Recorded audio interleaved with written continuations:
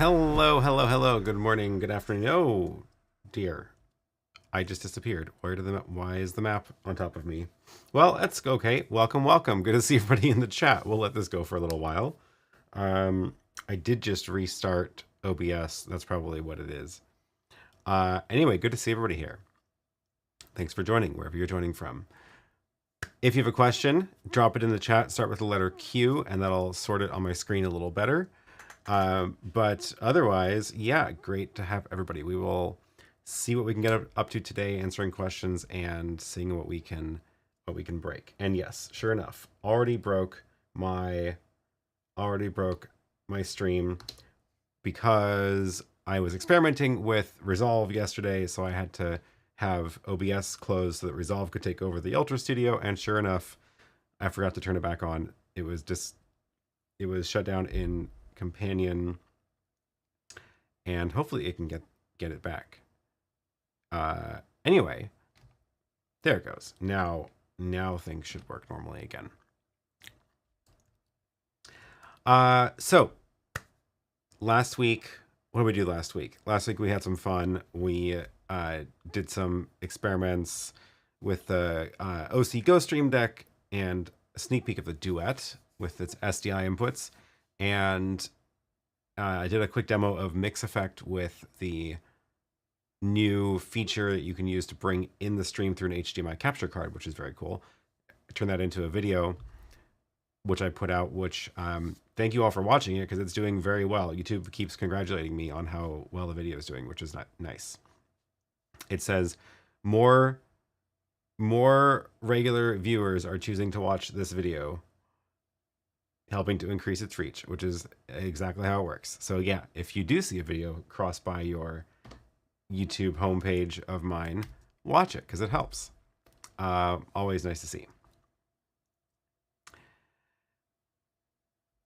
Gwen says it wouldn't be the same without something going wrong and Aaron fixing it on the fly. Of course, that's just how we do it here. Hopefully everybody got to see some of the fancy lights in the sky this weekend. That was unexpected. Where is my, oh, there it is. I wasn't expecting to see much in Portland because we're not that far north, but turns out that the Northern Lights came really far south this weekend. Unfortunately, it was only visible Saturday midnight. I tried again this morning, woke up at midnight, went outside to the roof, did not see anything. But yesterday got a good view with some nice colors of the sky, which is pretty cool. This is just from my phone camera. I didn't even bother taking up a real camera to the roof to get this picture, just straight off the phone, a little bit of color tweaking in Lightroom, and it was pretty cool. In person, your eyes definitely don't see all of this. This was actually looking south-ish, so that was the dimmest part. With your naked eye, I would say what I could see was basically some of the green tint, barely, but then but yeah, once you take a picture with your phone, all the colors came out. And this was just handheld with the iPhone. It's wild how good those cameras have gotten.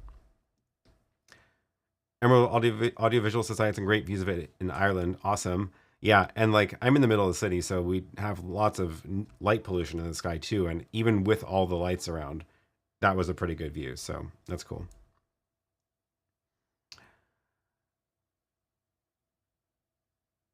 Have I tried the bidirectional function? Where'd the comment go? Where are you? What's going on? That's weird. Whoa, something weird is going on again. Everything's glitching out. Some internet trouble, I think. Okay, anyway. Have I tried the bidirectional function of the web presenter and the ATEM streaming bridge? No, I haven't yet. Right, it's supposed to be able to just send talkback audio back. That's a good idea. I haven't tried that yet.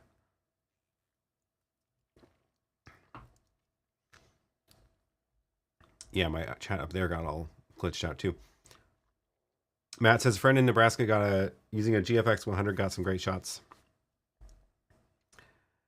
Cool that you got to see them. Didn't see them in SF. Oh darn, didn't go down quite that far. Yeah, that's quite a bit farther south. Must be the northern lights. Yeah, I'll blame the electromagnetic radiation for any stream trouble today. It has actually been causing problems with satellites. So, but I don't use any satellites on this stream. Am I solarized? Yeah. Got a good dose of that solar radiation from standing up on my roof at night. Okay. Let me scroll back through here, see if anybody said something before we started.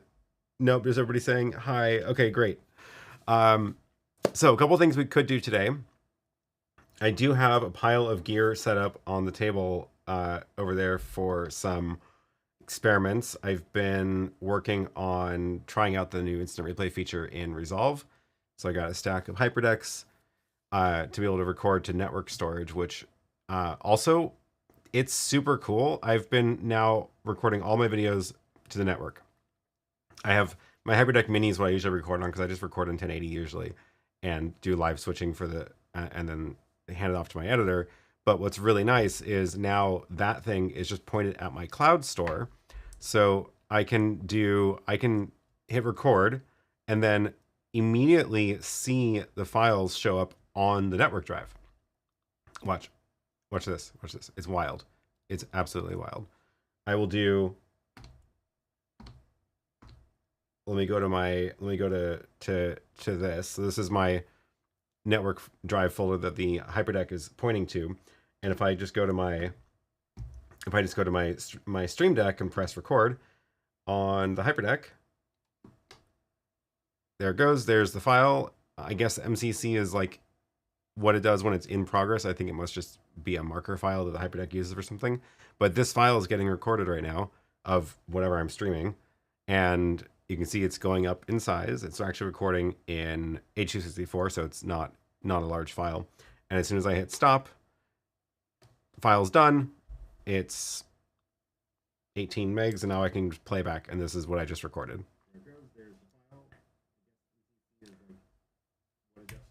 And that means I can, if the file is small enough, I just move this over to the folder that syncs to Google Drive, and then the file's up on Google, and the editor has it. If it's something like this, where it's like a 23 gig file, I actually compress it down to H.265, and that shrinks it down a ton. And then I send that to the editor. And yeah, it's great. But this means like I don't have to get an SD card out anymore. I don't have to do an FTP. It's just already on the cloud store. So it's cool. It's very cool. I guess it can record to other network drives, not only the Blackmagic Cloud Store, but so far I've just been using it with a Cloud Store, just because it has the Google Drive syncing built in. But it's very cool. I'm a fan. Almost forgot my streaming. Well, good to see you here, Rossi. No daylight savings in Thailand. Yeah. We did, daylight savings was a few weeks ago, I guess, so it has been at the same time for a while.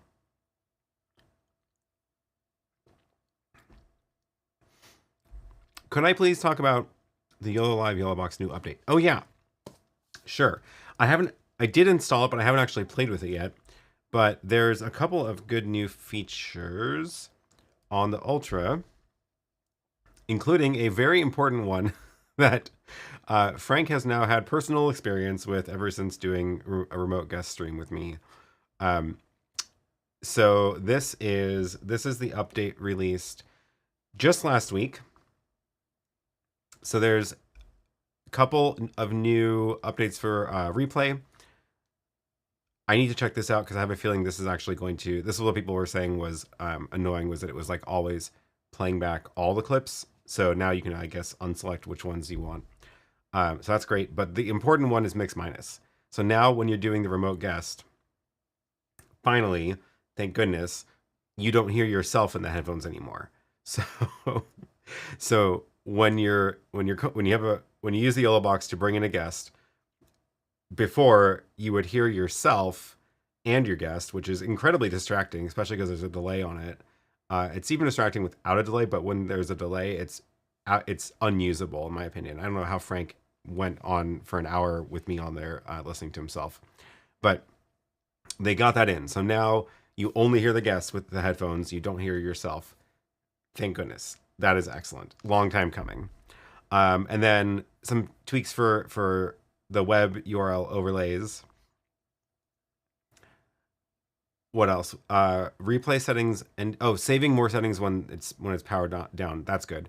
There's more that need to get saved too, but this is progress. Thumbnails from the box. I need to check this out. This is good too, because this is one of my other annoyances with the YoloBox is if you want to stream to YouTube and get the comments on the YoloBox, you have to create the stream from the YoloBox. You can't like connect it to a stream you've scheduled. I usually go schedule my streams in advance on the computer, upload thumbnail, edit the description, all that stuff, set all the metadata.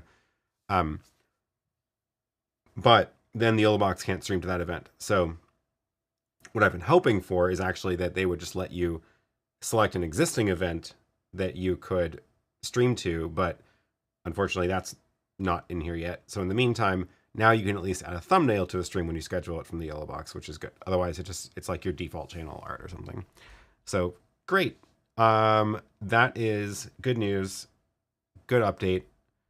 It's been 2 months since the last one, so glad to see they're still working on stuff.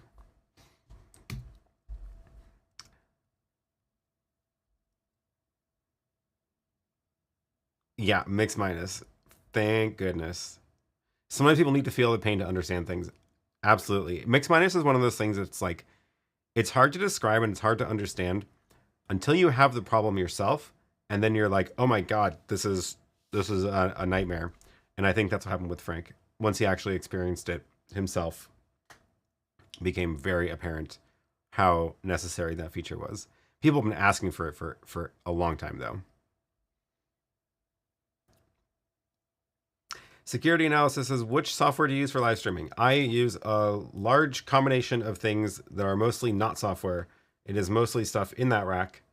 The actual thing pushing the stream to YouTube is called a web presenter, and it's one of the rack pieces of gear over there, which is doing the encoding, but it just has an HDMI or SDI in. And then most of the stream is actually run from the big switcher, the ATEM switcher.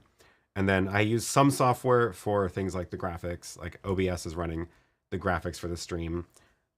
So that's why it's just a blank screen right now. But if I tap on a message, you'll see it pop up in OBS and then it's on the stream as well. So mostly it's hardware.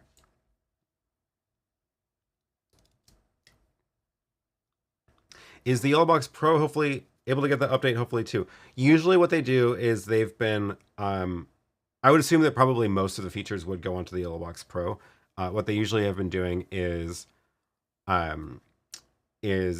working on the Ultra first and then taking any of those features that they can port to the Pro and the Mini and adding them to the Pro and the Mini later. So I would expect to see at least some of those features being ported over. I'm not sure about Mix Minus just because I know that they were saying it requires extra processing power. Don't know how much is left in the Pro because the Pro does have a different CPU than the Ultra. But I would hope that since it's just audio, I would hope they can do it. Paris says, when you create the YouTube event directly in the YoloBox Ultra, you can edit the details in YouTube Studio. Yeah, for sure. But here's the problem. You can't do that on a phone because you can't use YouTube Studio on a phone. Well, the YouTube Studio app on the phone doesn't have any live stuff. So you can't even get to your scheduled live stream in the phone app at all. And the web interface on a phone is a nightmare. Like if you can even trick YouTube into letting you use the interface on a phone. So what it means is if you're like I've done this for a couple of the events I've been streaming in the summer on a bike where I'm like out and ready to do a stream. I create the stream on the YoloBox and then I'm like, oh crap, now I need to add a description or thumbnail. Kind of out of luck because you can maybe get lucky and get to the interface on your phone, but usually not. So basically what it means is that you always have to have a computer around, which is not great if you're out and about. So, yeah. Yeah. But yes, that is a solution, which is how I have done it when I was doing when I would take the YoloBox, like when I'm traveling and schedule one of these streams, I just have to remember to, I just had to remember to first, instead of do my normal process of copy the event from last week, I have to make sure I actually do schedule on the YoloBox first and then go back and edit, which is just, again, one more thing to remember. Had no idea about YouTube Studio on a phone. Yeah, do you want to see it? It's ridiculous. Let's see. I have, I think I can do this. Yeah. So like right now, if I go into content, if I go to live, I can't even see this one that's live. It's not even showing up, even though I'm actually live. So what am I supposed to do? Like, I can't even go and edit this stream on a phone. So that's not good. And then let me see if I can log into this on my phone to show you what it even looks like. Yeah. So if you go to studio.youtube.com on your phone, you get this. It's like, hey, go use the app. And if you say continue to studio, then it's this nightmare. And then if I go try to find the little live, oh, that was the upload button. It's so small. So if I click the little live, okay, I can kind of do it. Let's click it. Okay, I did it. I'm in it. So this is actually, I feel like, working better than it normally does. Probably because I actually have a good internet connection here. Although it hasn't actually finished loading this page. Like, see how the title is blank still? What happens if I click edit? Yeah, see, now it's broken. Never mind, I spoke too soon. Oh, this is the stream now page. Let me go into... No, it's totally broken. I can't even, it's not even loading it. So I can't actually edit the title. It's just really bad. Yeah. Anyway, that's my gripe about YouTube Studio for the day.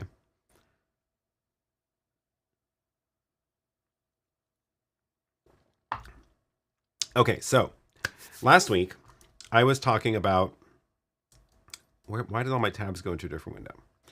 Last week I was talking about doing this trick of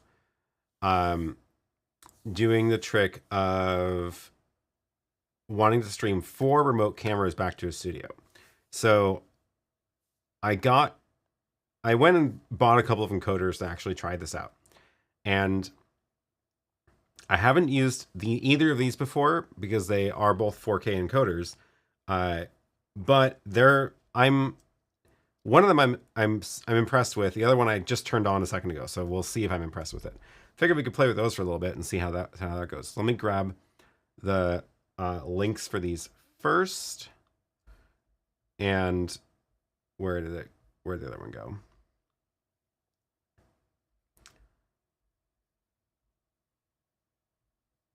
There it is. So the first one. So the goal here is I want to be able to make a rig that has 4 cameras, and instead of switching those four cameras on the remote rig, I want to stream all 4 cameras back to a studio to be able to switch locally.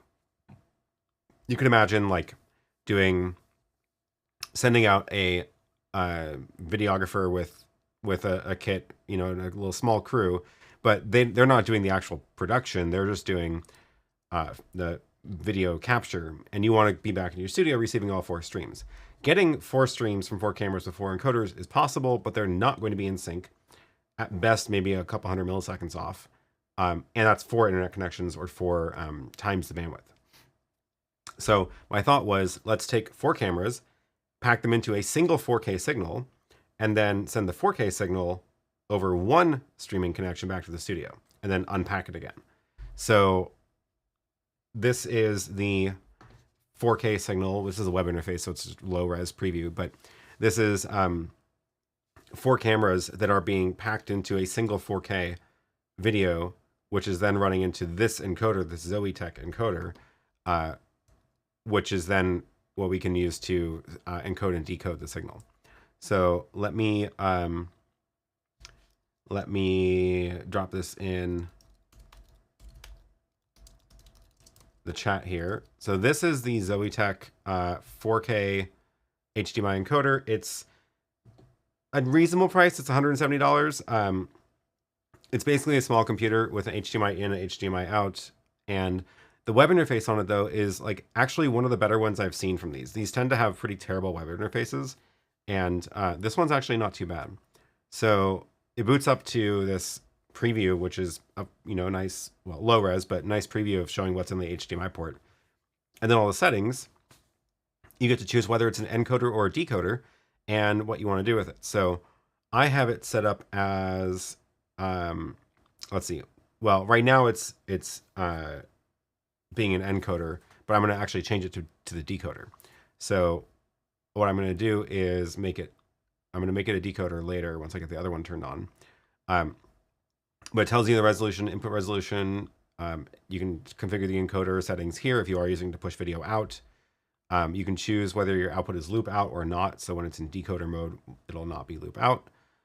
There's like audio settings as well. If you want to actually stream to something else, let me make sure there's no stream keys in here. Yeah, so you can pull an RTSP stream from it using this address, or if you want to go push video out to another platform, you can push it out to RTMP or SRT. And like I said, this web interface is one of the nicer ones I've seen. It's like reasonably well organized. It's easy to navigate. This even has NDI support, which is kind of cool. I don't have it turned on right now, but yeah, it's fine. It's nice. So did I use 4 of these to bring in 4 cameras? No. So what I have is, let me see, what's the easiest way to show this? I don't have a great camera angle on it. So that bottom Hyperdeck is playing. Oh, I can show you the actual clip, which I think is on here somewhere. Where is it? Or was it too? Oh yeah, I didn't put it on my hard drive because it was like a 100 gig, 120 gig clip or something. Where's the drive? I don't know where the drive went with it. So what I did was, because this is a, let me back up. There's two different parts to this. One is because I'm doing this with recordings. The other part would be when this is actually live. Let me grab, let's do this so I can draw this really quick. So what I would do for live is, this is the, where's my pencil? Go. There we go. So the remote side would have 4 cameras. So you'd have 1, 2, 3, 4, and then 4 cameras, and this would go into a box which is called a multi-viewer. So 4 cameras would go in, 3, 4, and 1 video feed goes out. And the multi-viewer, this is like, this is like the multi-viewer on an ATEM, where the idea is that you would see a bunch of different screens. Now, in this particular example, let me actually go reconfigure that multi-view to what it would look like.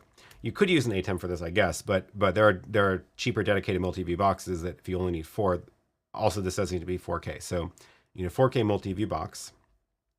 But let me go configure the multi-view to actually do this. Where did it go? Where'd that button go? I'm really losing track of my buttons today. Oh gosh, there it is. So I imagine it looked like this, right, with only 4 cameras, and this would be camera 5. So this is what I want oh, this is the part of the video where one of my camera batteries died. So obviously I don't want labels or the borders or any of this, but if this was an actual multi-viewer device, there wouldn't be any, you could make it not show any of the labels. And then it's just going to take your 1080 videos and put them in a single 4K frame live, right? So that's the idea, is that this will be happening live. So the multi-viewer would arrange your video feed to look like this. To look like a 4-up picture. Then you feed that video into this RTMP or SRT encoder. SRT encoder.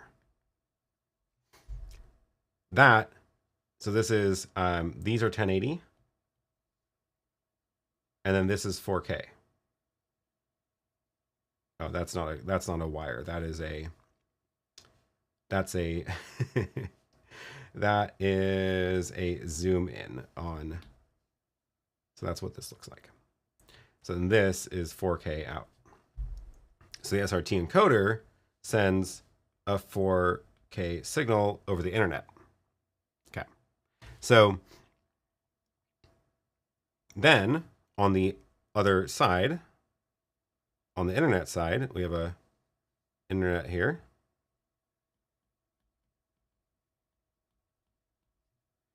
Now back in your studio, you need to do the reverse. So you take your stream, which is 4K. You need to run it through a decoder box.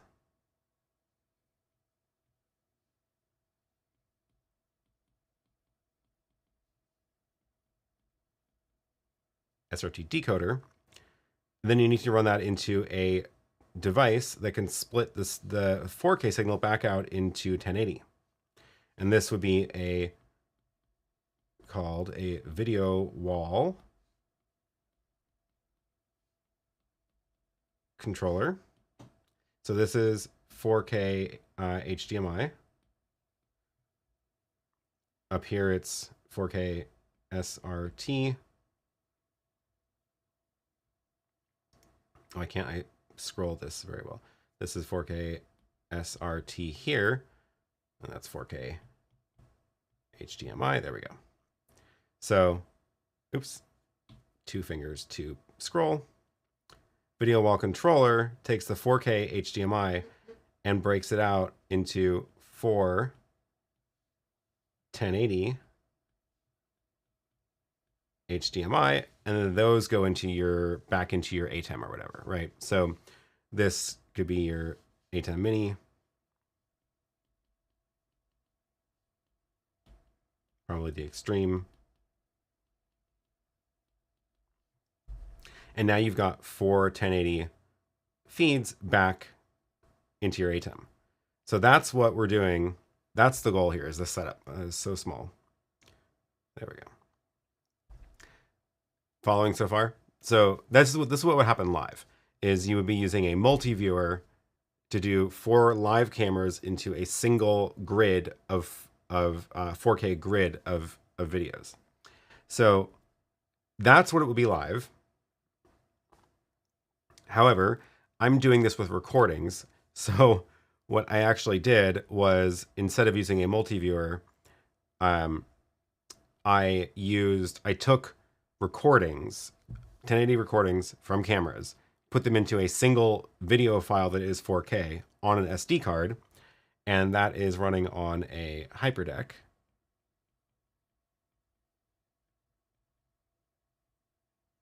A 4K Hyperdeck with the video playing into it.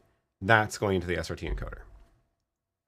So what you're seeing when you're looking at this is, well, this is the split out files from the 4K Hyperdeck, and that is on that ATEM back there.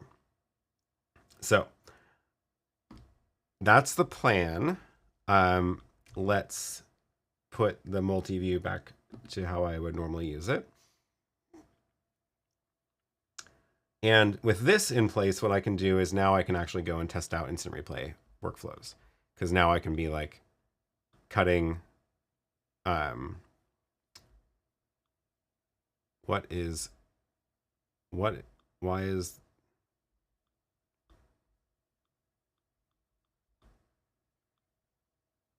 the world? Why is camera 6? Oh, my multi-view is camera 6 up there, not program. There we go. So now I can be cutting between the different angles and test out instant replay stuff with the recordings. So yes, what a construction. Okay, so back to the encoders, because the thing I wanted to show you was these encoders. So let me set these up to actually do the stream. And this part I haven't actually tried yet, so hopefully it works.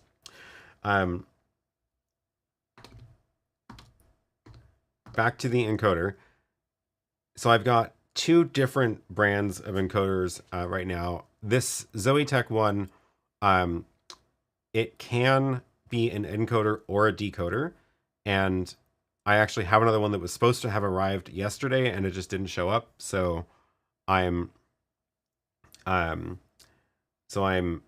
waiting for it to show up again because I wanted to use the same one on both ends. But oh, there's a tiny black bar under two cameras. Camera 6 is one of them. Can this be fine-tuned in the video wall device? I think that's actually an HDMI negotiation error. I think if I unplug and replug in the cameras, it'll get fixed. Should I try that really quick?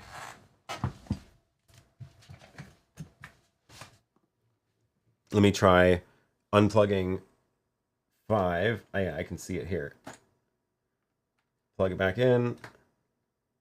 Oh, no, it is still there. 6 has it also. Oh, interesting. I don't know.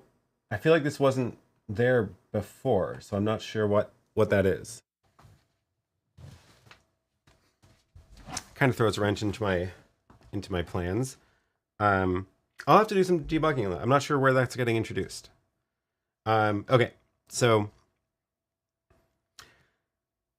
I'm going to change this one into a decoder, which you do here. I think it restarts. Can't remember. No, it's not restarting. Okay. And then I do need to rewire things a little bit.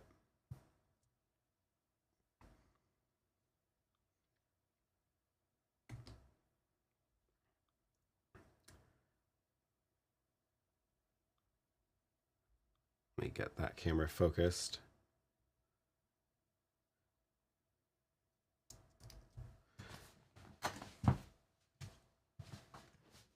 So I need to change what's going in here. So the HDMI out from this is going into the video wall controller to split it back out. Now, instead of giving it an HDMI signal in, what? Oh gosh, it fell back to decoding my side camera of the house, which is showing up there now. That's funny. I forgot I had tested that. So I'm actually going to plug the HDMI from the Hyperdeck into this one, which is a different box, and then go grab the web interface from that to see what we can do there. And now we're going to connect those up. So now we've got this in the configuration of this Hyperdeck is playing the 4K grid. Now I can show you this.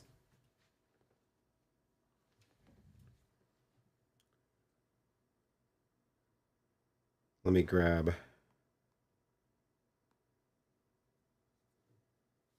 Oh, I lost my screen share. I wanted to show this a second ago.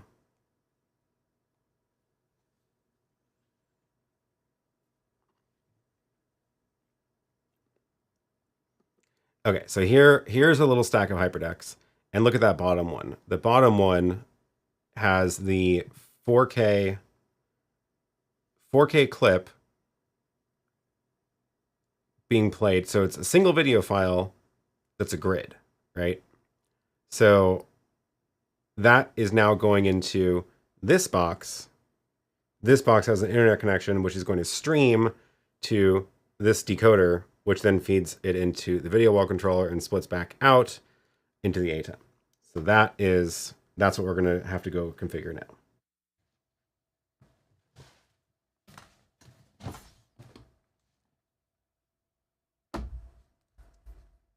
Time flies on these streams. We're already 35 minutes in. That's because nobody had any questions, so I had to go and do something. If you have any questions, let me know. Okay. So this thing's a decoder. We're going to, let me stop streaming my cameras.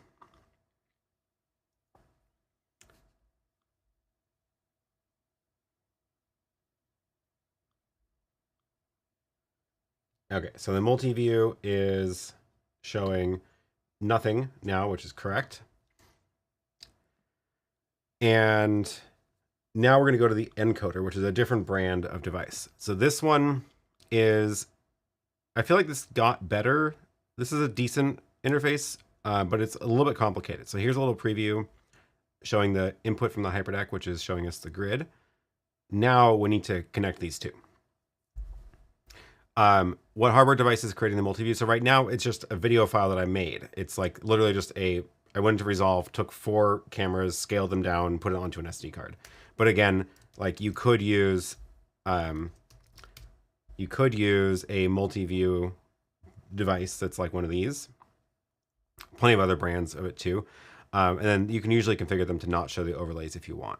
So here's the multi-view 4. It does support 4K up to 20p, 2160, 30. But you get a 2x2 grid. I don't actually have it. I don't actually know if you can turn off the grid on this one, but I assume you can, in the labels. But there's a handful of other ones that would work.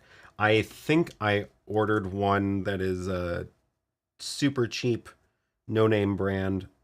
So it's hopefully going to show up at some point. Decimator makes one too. That's right. Good call. Yeah. So we need to link these two things together, and I'm going to, so look, we take a look at the encoder. We do want to make sure we're sending 4K. So we're going to turn the mainstream into 4K. This is what I mean by it's complicated. This one can use H.265, which is good. That's what I wanted. Let's send a 4 megabit 4K H.265 and see how that looks. So we can save that. And now we've got a 4K channel, H.265 enabled. Stream SRT. Let's do SRT, and let's make this one this would be on the remote end, and this is where we need to get a VPN going. But let's say that we had a VPN set up already. I will make this one the listener, so I should be able to pull this stream from the studio one. So we're going to look at this IP address, and it's port 9001. We're going to turn on the overall config. This is not my favorite interface. Okay, main protocol. I don't care about RTSP. I do want SRT as a listener. Yeah. Okay. I think that's it. So I should be able to go back here, add a new remote live stream, which is going to be, let's call it remote, and let's call it SRT, that IP address, port 9001. Was there a path? No. Let's see what happens. Turn it on. Is it going to connect? I didn't actually do this ahead of time. Oh, hey, look at that. And now that is the SRT stream being fed into the ATEM. That worked well. That is nice. Let me go set up my ATEM inputs so that you can actually see this better. We'll do that angle. There we go. So now, yeah. Now I'm in this box too. So that worked. So now what's happening is the 4K SRT video feed is going over the network at 4 megabits, and we're getting the 4 outputs down below. And it looks fine. it looks like it's reasonably good quality, even at 4 megabit H.265. But it's again, it's a 4K signal, so that's pretty cool. Great, good to know that these two devices work together. What I will be able to do soon, once I get the second Zoe box, which hopefully arrives tomorrow, is I'll be able to set up the second Zoe box as an encoder pushing to this one. But in the meantime, this LinkPi one works. It's just a little bit of an annoying interface to use. But yeah, we've got 4K H.265 constant bitrate at 4 megabits a second. So that should work fine over my cell phone connection, which is the real test of this. In fact, do I have the ability to do? No, this one doesn't have USB modem feature. It has only Wi-Fi. So I could tether it to my phone's Wi-Fi if we really wanted to test it.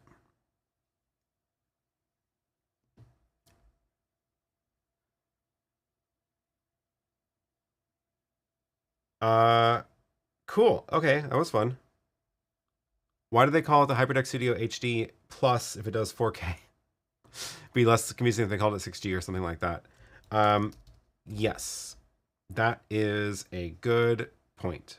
This is the HD Plus, has 6G SDI up to 21p 30, not 21p 60. If you want full 4K, you need to go to the 4K Pro. Then you get 21p 60, and you get H.265. I don't know why they call it HD Plus instead of 6G or 4K mini. I don't know.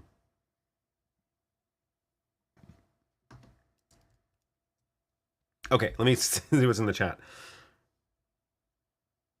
Didn't notice that line last week. Yeah, it's weird. I didn't change any settings in the video wall controller either.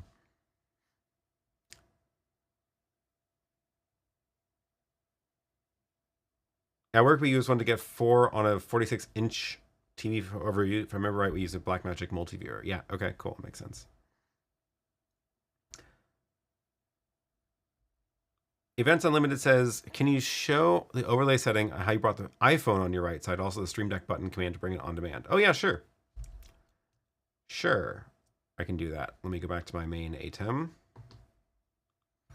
And let me screen share my phone again so we have something to look at. Well, I guess that's the first part.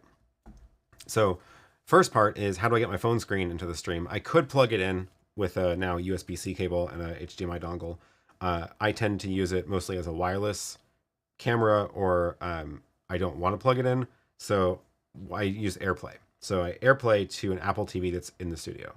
I just have one in the rack there. It's always on. And that is now, my screen is being AirPlayed over there. So if you look at the Apple TV feed looks like this, where it's just showing my phone screen in the center with, black border around it. So now so that's step one. So now there's an HDMI feed fed into the ATEM. Here, let me actually put it on the TV. So that's my phone screen, right? Now, how do I get it into the live stream? So that is with I believe it's an upstream key that I'm using for this. Which one is it? Yeah, upstream key 1. So for this, these are settings that I've just experimented with until I found the ones that work. So if I turn this on, you'll see what let's see, what can I have on here that's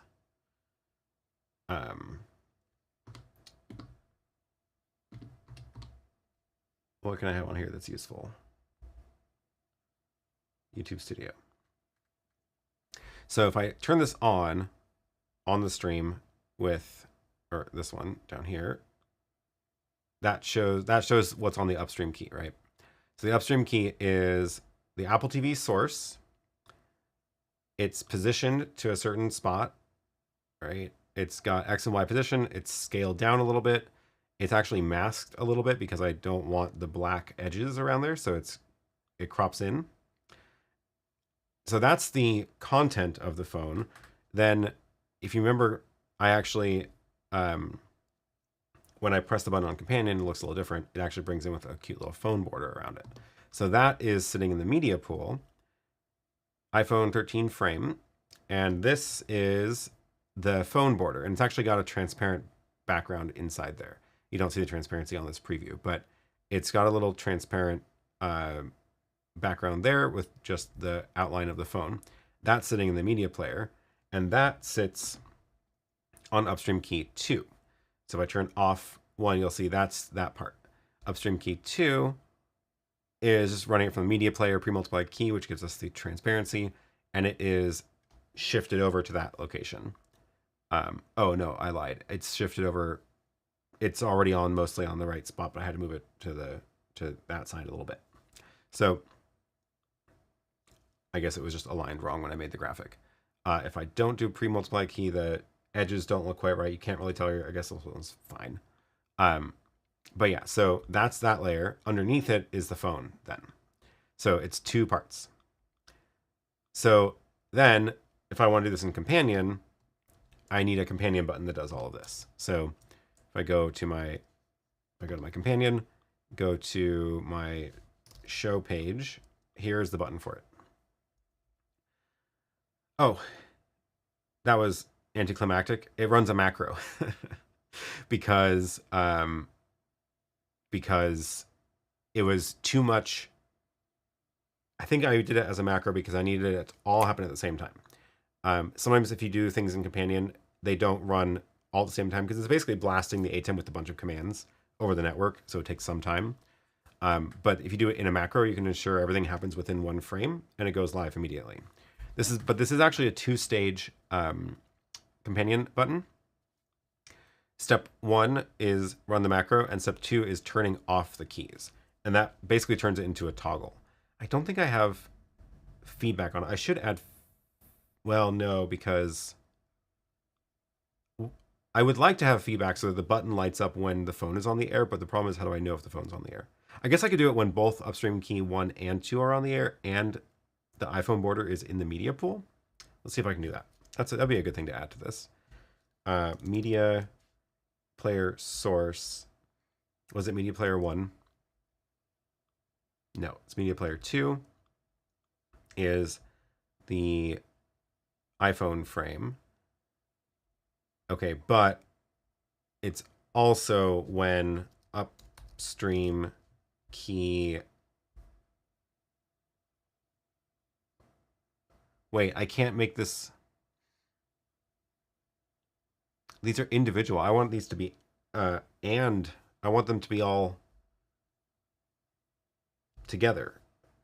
Shoot, I can't do that. I want it to be if media player 2 is the frame and upstream key 2 is on air. But this just adds multiple feedbacks. Maybe I can do it with a variable. Maybe I can make a variable for it. Can I make a this is a going down a rabbit hole. Can I make a trigger? Because triggers can have conditions. Upstream key ME1 key 2 is on air. ME1 key 1. So does this now? So this is going to be iPhone overlay. The trigger is on a condition becoming true. The condition is hopefully all of these, although it's not clear if this is and or. And then, so I can make another condition, which is media player source, which is media player 2 is the iPhone background. Hopefully this works, as all of these things have to be true for this event, this trigger to run. The trigger is going to set a variable, internal custom variable set do I have to add a variable first?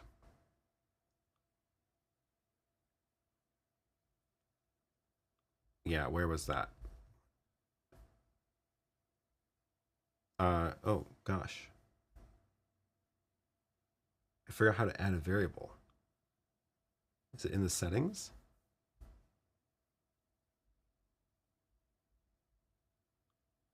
Connections? No. Do I add it over here? I guess so. Okay, weird. That feels like a weird place to do it. So we're going to create a custom variable, which is iPhone overlay on, current value off, started value off. Okay. Persist value. Great. Now back on the trigger, we should be able to set iPhone overlay to on. And I guess we need a trigger for the opposite. So let's, then back on the button here, now we can make it so that the feedback is based on not that, but variable check value, the variable iPhone overlay on, and then it should turn red. So that should work, and then I need to add another trigger to turn it back off. Oh no! It didn't work. Did the trigger not run? Ah, the trigger is not turned on. Okay, let's try this again. Okay, that worked. Now I need to add another trigger that turns it off. So the I guess this is going to be called iPhone overlay on, and we're going to, can I just copy it? iPhone overlay off on condition becoming, can I do and condition becoming false? I don't know if that's actually going to work. No, it needs to be on, because it's if any of these are, now it's if, yeah, because the media players, okay, so I don't care about this one. I only care about whether the keys are on or off. That didn't work either. Let's get rid of that. If, maybe I can check the invert box and bring this back to condition becoming true. I think this is a, no. Oh, I need to set the value to off down there. Well, this is working. So on the condition becoming true, but I invert the conditions. Is this going to work if I just turn these on but have a different media? Because if I ever do have two upstream keys going, let's just move that over there really quick.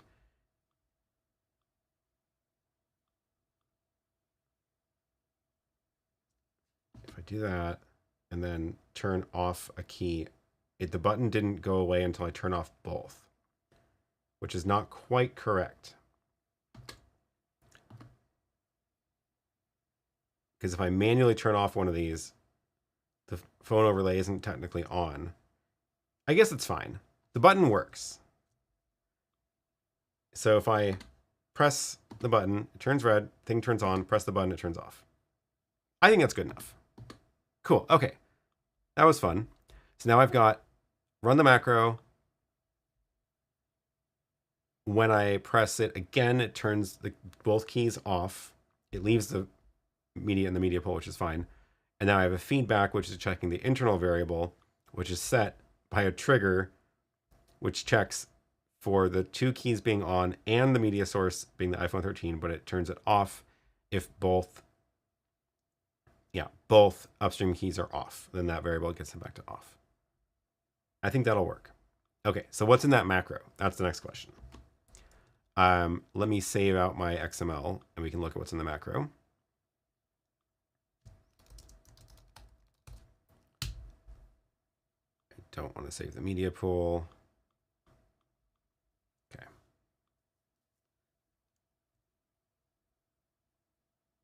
And then let me pull up.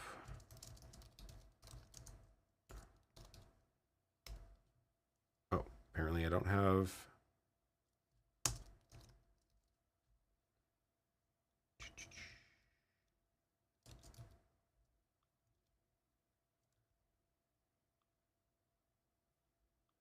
Sorry, I need a window here to share the text file.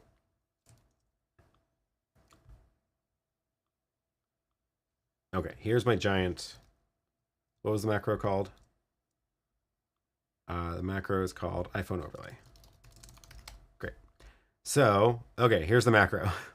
This is, I obviously did not write this by hand. What I do with macros is I get the ATEM set up in the way that I want, hit record, and I just push all the buttons again to save all the settings.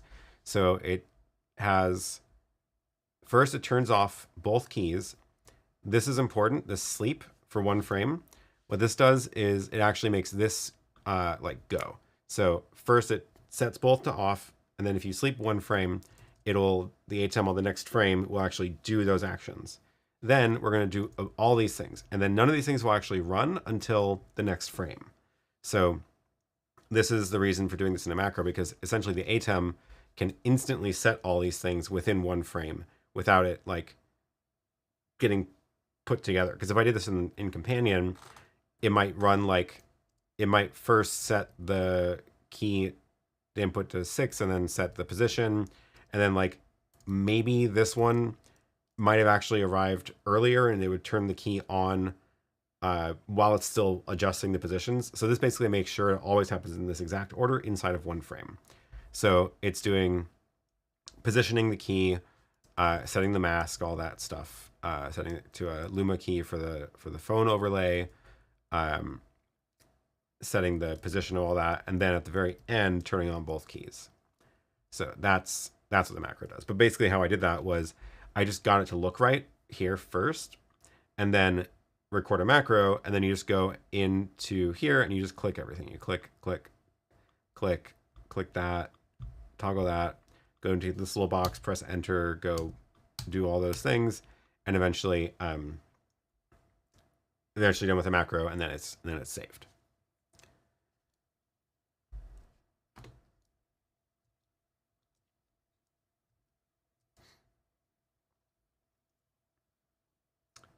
Couldn't you set the variable with another action upon the button press? Oh, instead of a trigger. I could. Is there any I guess it would mostly work. The downside would be if I ever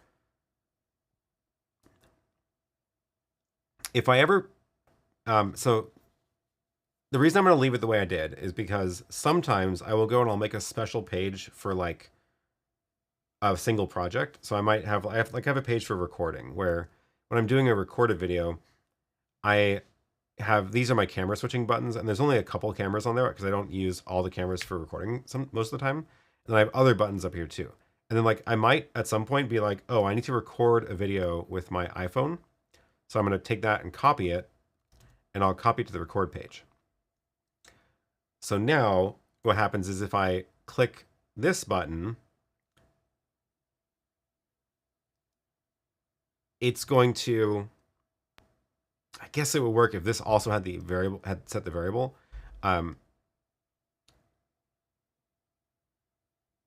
Okay, I guess this is a bad example, and it would be fine.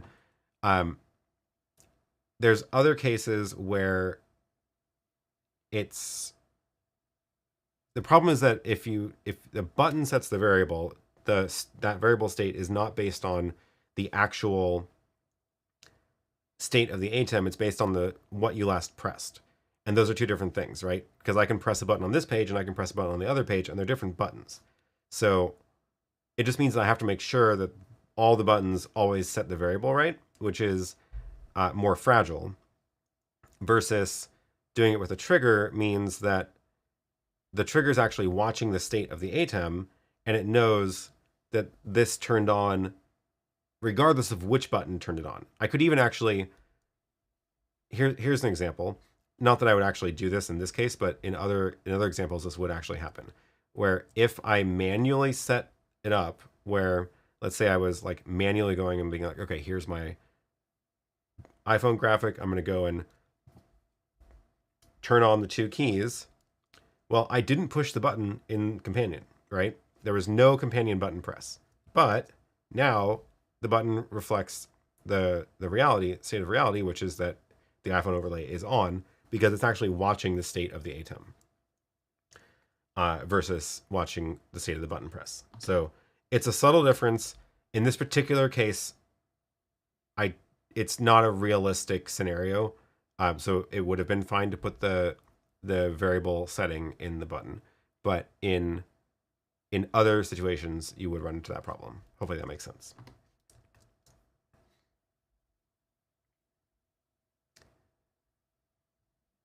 All right, let me scroll back, see what we've got. Technobuzz says, I believe LinkPy makes a 4-input encoder, 1080p with a 4K stream with a 2x2 grid. Oh, really? Well, that would solve my problem. That's interesting.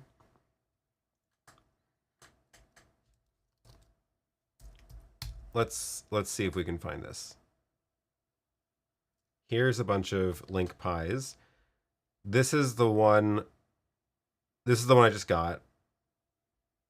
The way we were using a second ago. 4 HDMI encoder, 5-channel. I like this price isn't too bad considering that. Oh, that's funny. This is what I was working on this morning.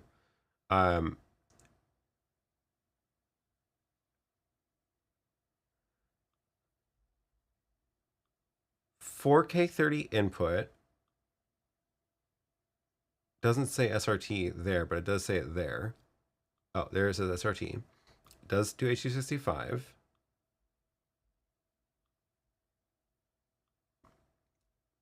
HDMI 1, 2, 3, 4, 5. And does this let me do a grid?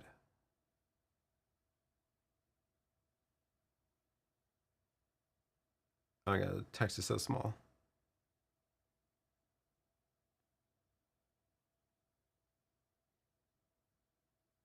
Interesting.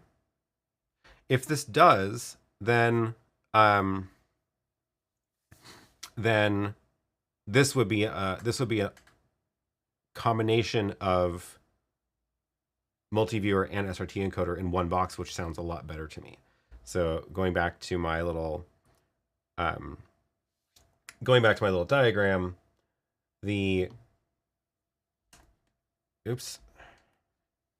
turned off my iPad. This would take the place of both of these boxes, which sounds great. So I might have to try that. That could be very cool. And at $320, it's not too bad because you're already spending like 110 or whatever, 110 or 160 for the SRT encoder, and then plus the multi-viewer box. Okay, I might give that a try. That is, that's. Oh, so that was the ENC 5 V2, and then the ENC 4 is a lot more expensive. And they spelled HDMI wrong. Interesting. Okay. Yeah, we'll have to take a look.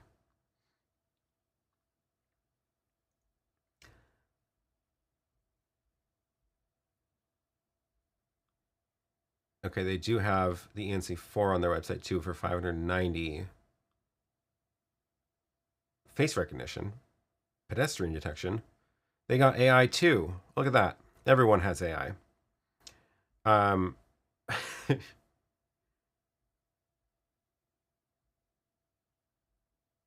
Okay, well, you don't need me to watch me scroll through product specs. Oh, they have screenshots though.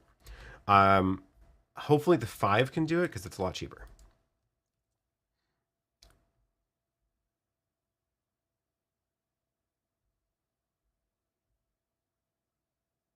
All right. I believe they also do an SDI version. Oh, that'd be cool. Okay. Neil says, trying to set a bunch of keyer settings on the ATEM has bit me before on a Scarhoy device. Had to hope to not have to use a macro on the ATEM. Yeah, my recommendation is definitely if you are setting a bunch of parameters on the ATEM that you need to happen instantly, definitely do it as a macro. Or if you can do it while it's not on air, that's a possibility too. But yeah, LinkPy and 4S.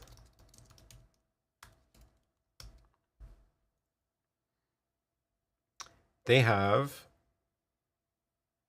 an SDI version. Okay. Well, they have a lot of cool stuff. I wish their web interface was a little bit better. The YoloBox interface is so much better.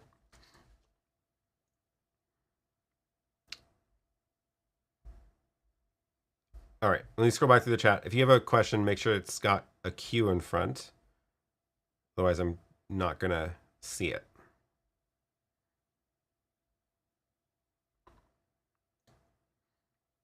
John says, OC Ghost Stream, wanting to play clips from SD card created externally, but can't figure out the correct encoding format. Is this possible or only clips created on the Ghost Stream? I'm pretty sure I did something created in Resolve. Yeah, I created my stinger, for example, that we were using. I don't think I did anything special for it. H264, but I don't remember any special. I think I was mostly just using defaults from Resolve and it worked fine. H264 MP4 file is what I exported, I'm pretty sure. So yeah, double check that that's what you got. Jules says, I'm curious if you know of a definite way to verify if a YouTube video was AI created.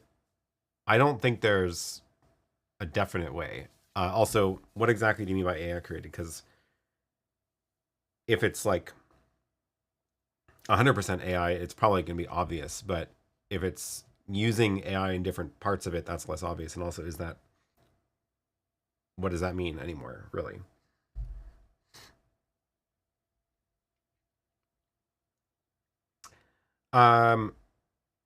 Oh, here's a question from earlier. Blackmagic Design ATEM Television Studio Pro 4K has 4 Ethernet ports. Are bonding features available if we connect 4 internet devices?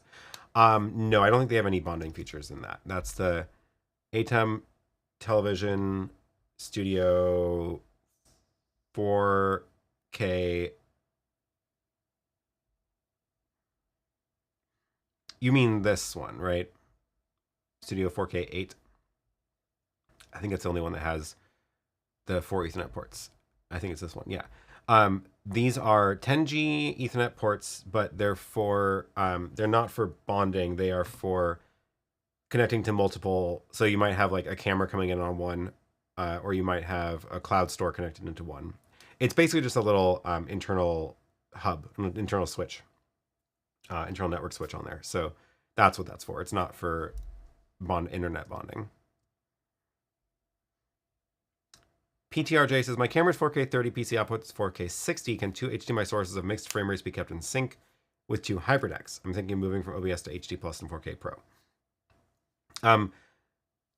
It'll be fine. It's not technically gen locked, but if you wanted to, you could connect like what is the port on the back for syncing the signal between the clock between the two. I don't think you're going to have any problems, even though it's like technically not locked exactly. This is the ref in, ref out. So if you chain those two together, that'll at least like take the clock signals, sync the clock signals of the SDI ports of the SDI signals in the Hyperdecks.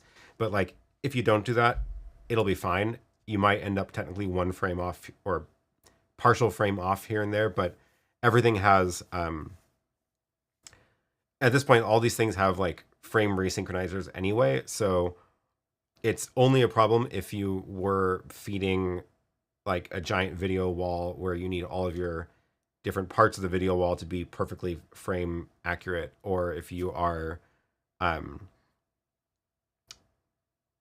if you're using an SDI matrix where you're changing what's routed through the matrix, and you do that off sync, you can end up where it's drawing the top part of the pictures, then it has to skip down to draw the bottom part, and that can look like a glitch for half a frame or whatever. But once you bring it into, if you're plugging all these into an ATEM, the ATEM is going to be resynchronizing anyway, and it does mean it adds like up to a frame of latency. But for a live stream, that's fine. It's only problem if you're doing real-time out, which you're not in a live stream. So I wouldn't overthink it. I would just go for it. Gwen says, client wants to send a camera feed from a crowded outdoor event to an HDMI projector indoors, no line of sight, 100 meters away, lots of wireless interference, probably bad cell reception. 100 meters, that's a good chunk. No line of sight. Oh,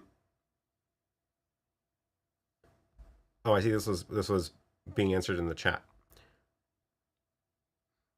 It was Matt. Matt says, I'm driving, can't text. You have the DJI transmission system, it would work. Nothing seems to mess with it.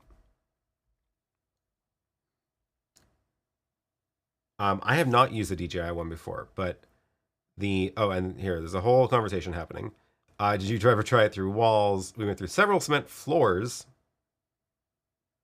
to a boardroom 3 floors away, and it worked. That's wild. I'm surprised that worked through cement. I think that's really expensive, but yeah, that would work. Where is it?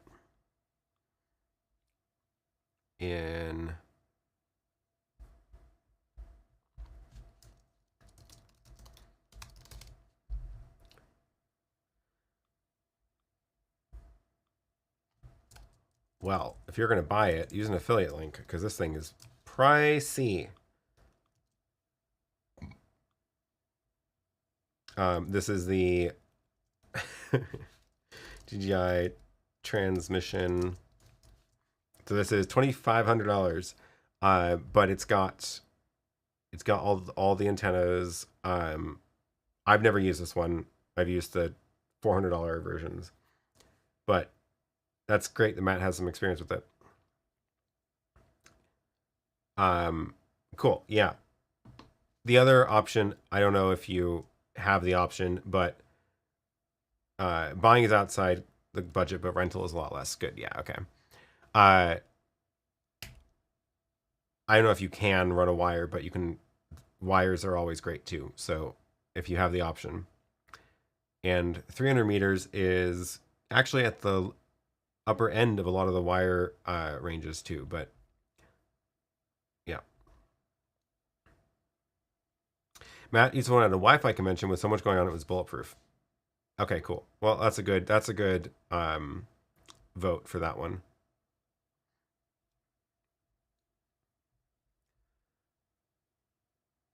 Cool. Okay, where were we? We got this thing has been, by the way, this thing has been running this SRT stream this whole time, and it's still cruising.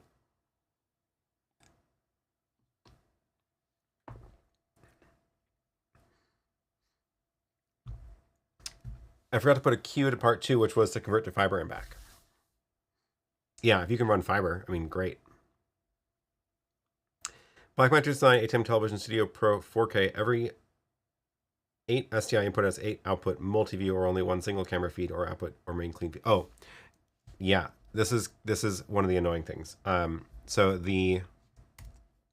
on the ATEM, on this one, the outputs of this, so it looks like there's a bunch of SDI outputs. Oh no, they did do it right on this one. Okay. No, I thought they didn't.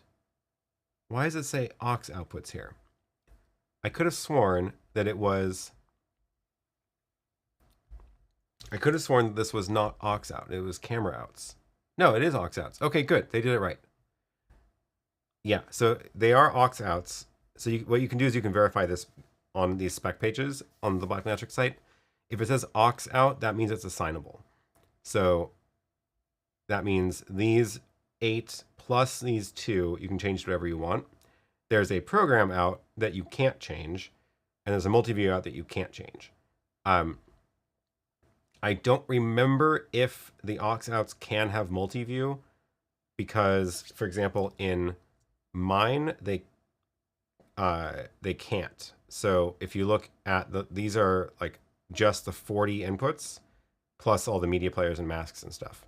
But there's weirdly no multi-view out on the aux outs in the Constellation. I can't remember if the aux outs on the television studio can do multi-view. So what I ended up doing was I fed my multi-view out into one of the inputs on mine, because I have so many on the 40 input, which is not necessarily practical here. But yeah, if it says aux out, that means you're going to get this whole list of things. So any of your inputs, but also your things like your clean feed of your ME, or your super source, or things like that.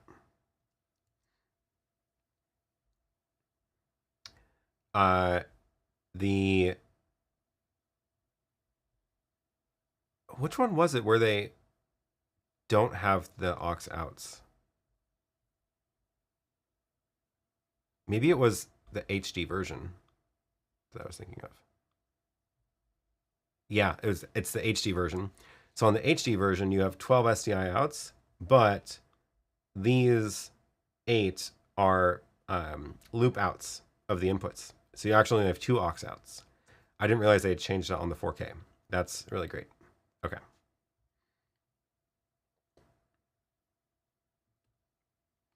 Cool.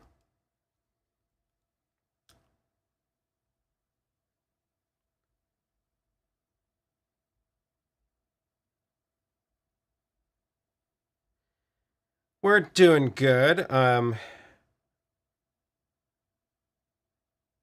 Yeah, go with wired over wireless anytime you can. I agree. Wires fail 1% of the time. Wireless will fail 10% of the time. 10 times as much. Yeah.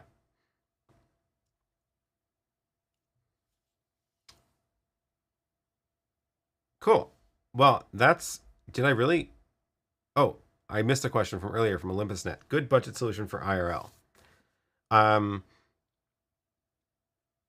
Interesting question. I don't have a ton of, well, it depends on what you mean by IRL. I don't have a ton of, like, IRL as in throw on a backpack and go running on mountains or whatever. But the stuff I have done has been trying to do multicam IRL, which is a whole separate challenge. And that's where I'll use like the YoloBox Mini or Major Director Mini, connect multiple cameras there. The nice thing is those can take webcams in, which can save a power connector for one of your angles. Oh, Emerald has a lot of IRL experience. Olympus, or OlympusNet is who you're responding to. BellaBox, that is one that I keep hearing, which maybe I should get one and try it at some point. It's almost summertime here. Actually, yesterday was ridiculously hot in Portland. Speaking of, I forgot to bring the weather forecast online. This is the weather from everywhere that you are joining from. Everywhere where that you said you were from, which is up on the map, got put into the weather forecast down here. So forgot to do that. And yeah, it was warm yesterday, and it's very warm today as well. What are we at already? We are at, according to the thermometer outside, oh, it's not too hot yet. It's only 67, which is about 20 Celsius. That's not too bad. But yesterday, the deck, under the deck, got up to got up to 108 degrees Fahrenheit, which is like 42, 43 Celsius. And that's because it sensors under the deck, and that gets direct sun in the afternoon. So it wasn't actually that hot in the rest of the outside. I think it was actually about like 80 or something outside, and almost 90. Yeah.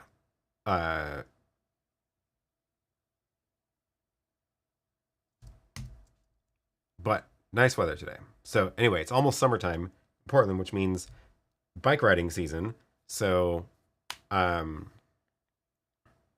I get to do more live streams on bicycles.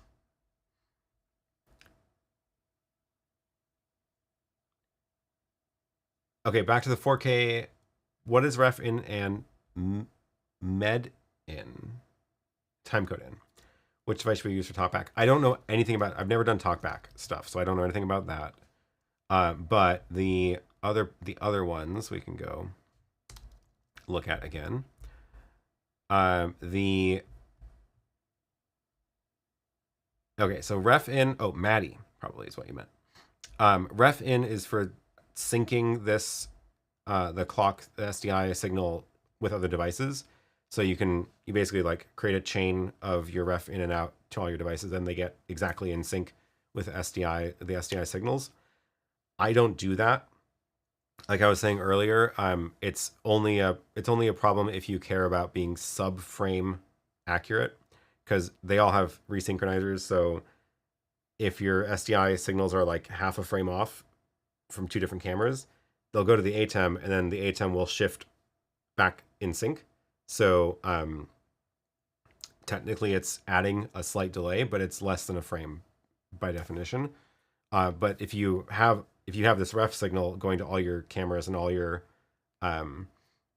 cameras and all your hardware, then they can all remain exactly in sync, which again is really only important if you care about running like video walls or doing real-time projection where that extra frame is too much.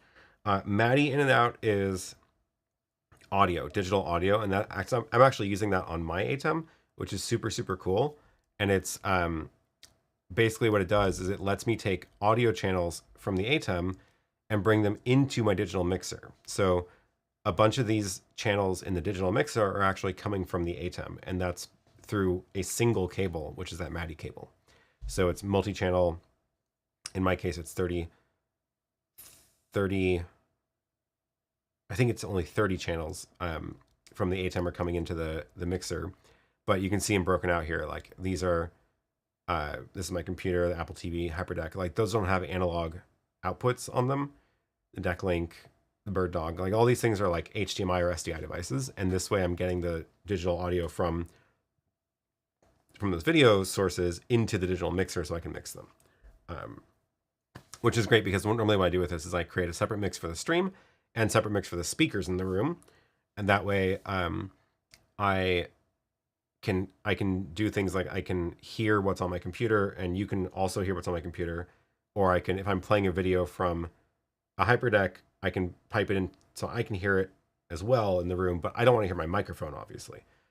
One, because I don't want to hear it, but also because it would cause feedback. So that's a handy thing with Maddie.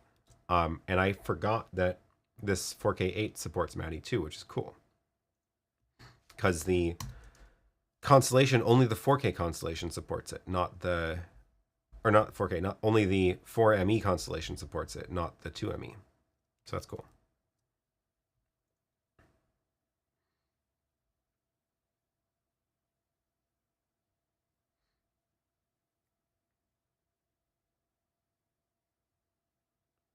The mini converter sync.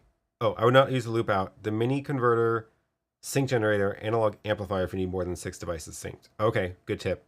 Like I said, I've never used that because I don't care about the sub-frame delay that gets added. Matt says, I rarely rent back when I was doing all this because I have learned that I can undersell rental companies and rent out the gear. There's exceptions like the time I needed a Sony Venice 2 that costs $4. Michael said, any plans to create subscription plans to allow access to the map you use to track viewers' locations? I don't really want to run it as a service just because that makes me nervous, but maybe I should. It has been working well ever since I added the filter, which requires that you say from, and now we're getting much fewer false positives on it. It's this is the what's showing on that TV back there. This is actually running on a Fire TV stick in the web browser there, which is not the best web browser, but it does work. The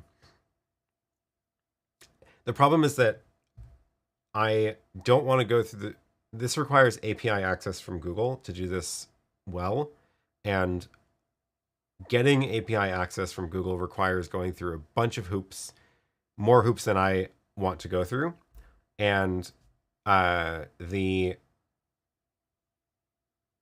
I'm not going to like turn it into a product, which means in order for you to use it, you have to go and get API keys yourself from Google, which is an annoying thing. And then I feel bad about charging for that because that's not a good experience. I do have old code up on GitHub for this, but H2R Graphics has something similar. So let me drop that in. It doesn't work exactly the same way as mine, but it is. There is a similar map feature in here.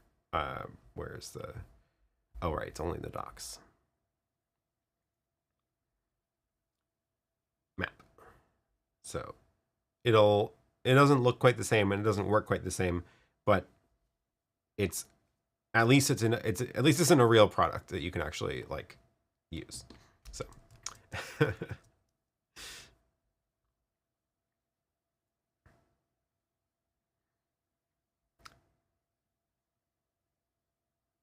Yetzer says, sorry to ask this in the previous session. You said when you tap your keyboard, the OBS sends the text messages to the screen. Is that a function on the switcher or OBS? And can I get a link to learn?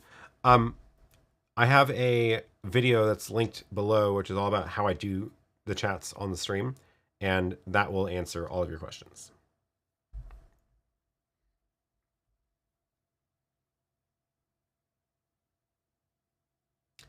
Technobus says, any news on the road announcement plus Aaron's Sprolink box? Sadly, no.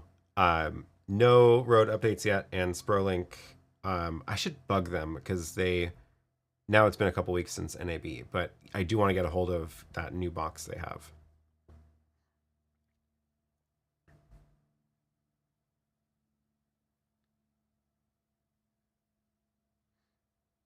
Gwen says, I just got an ad as you said, hopefully, and now I'm in a perpetual state of suspense about what you're hoping for. I have no idea when I said hopefully. Sorry. Yeah. Okay. Well, hey, we've been going for like an hour and a half already. Time flies. That was a fun little demo, though, of this rig. So I want to put this to the test. I'm gonna see if I can get my hands on. I might just buy this. Well, I'm gonna do a little bit more research, but I might just buy this ENC5 or the other one, the 4SDI. See what I can do with it. I don't really want to spend $500 as an experiment, but it is a cool idea. And again, I wish this web interface was a little bit better, but it's not as bad as I've seen some of them, so that's okay. But it would be very cool if this worked. In the meantime, I do at least have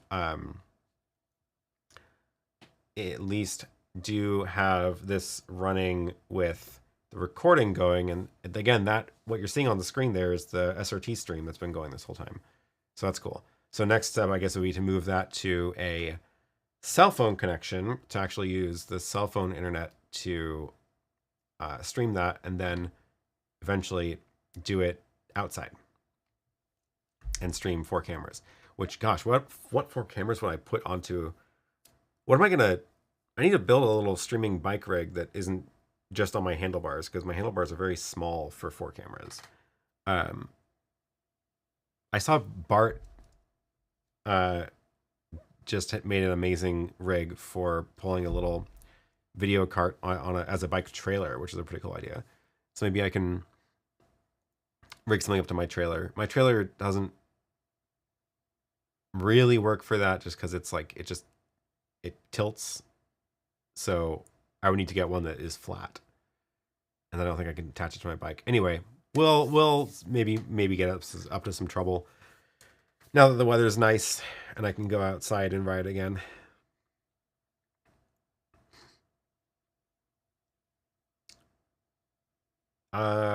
Yeah, okay, well, I think we're gonna wrap this up. Fun with little video encoders this week. It was a fun demo. I will hopefully get